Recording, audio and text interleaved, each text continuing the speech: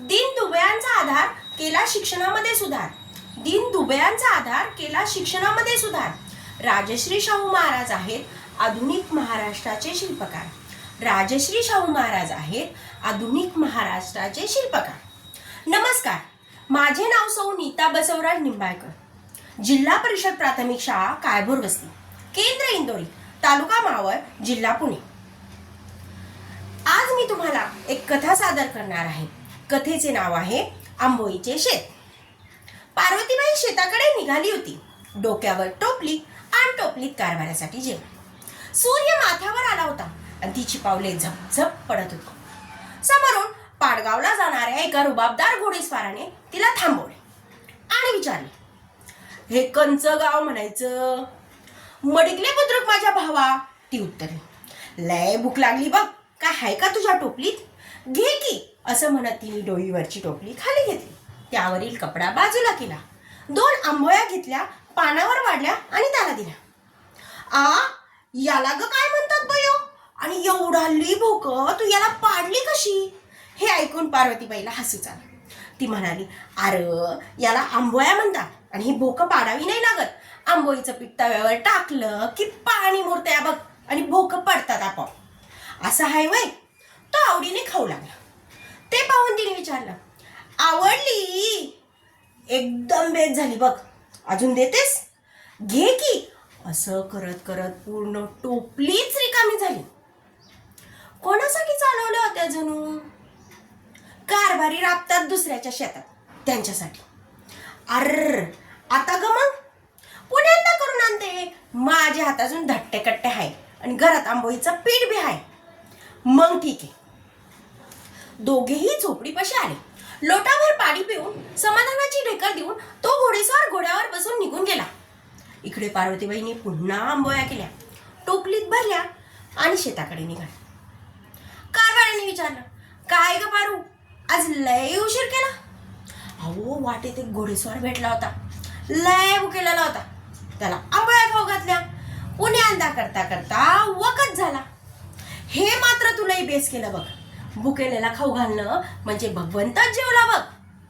खावा आता सुखाने, असं म्हणत दोघेही सुखाने समाधानाने आंबोळ्या खाऊ लागले. दुसऱ्या दिवशी राजाचे दूध पाहून शेतकरी थोडासा घाबरला. दूध म्हणाले, पार्वतीबाई आंबोळीवाली इथंच राहते की काय? काय केलंय तिनं? शेतकऱ्यांनी थोडंसं घाबरूनच विचारलं. तिला आणि तिच्या पतीला शाहू महाराजांनी ताबडतोब दरबारात हजर व्हायला सांगितलं आहे. कालच्या घोडेवाल्याने काही काबाई केली की काय? शेतकरी विचारत पडला. अहो, म्या काय कोणाचं वाईट केलं? भुकेल्याला खाऊ घालणं म्हणजे काय अपराध झाला वय देवा? चला सांगू महाराजांनी. दोघेही दरबारापाशी आले.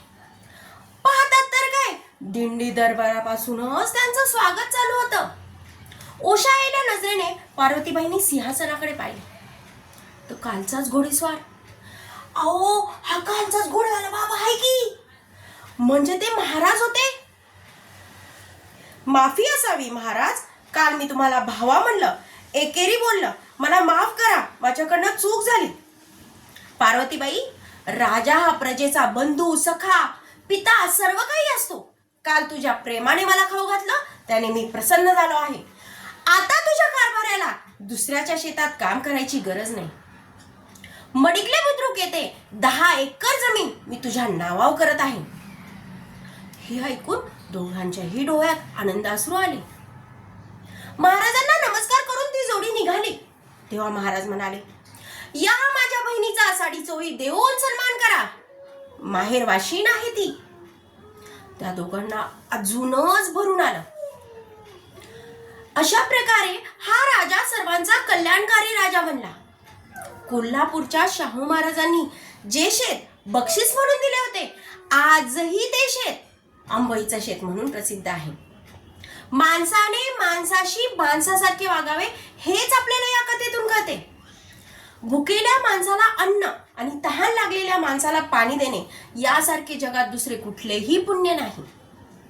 देणाऱ्याने देत जावे, घेणाऱ्याने घेत जावे, घेता घेता एक दिवस देणाऱ्याचे हात घ्यावे. शेवटी एवढंच सांगते, हीच आमुची प्रार्थना अन हेच आमुचे मागणे. माणसाने माणसाशी माणसासम वागणे हीच आमची प्रार्थना. धन्यवाद.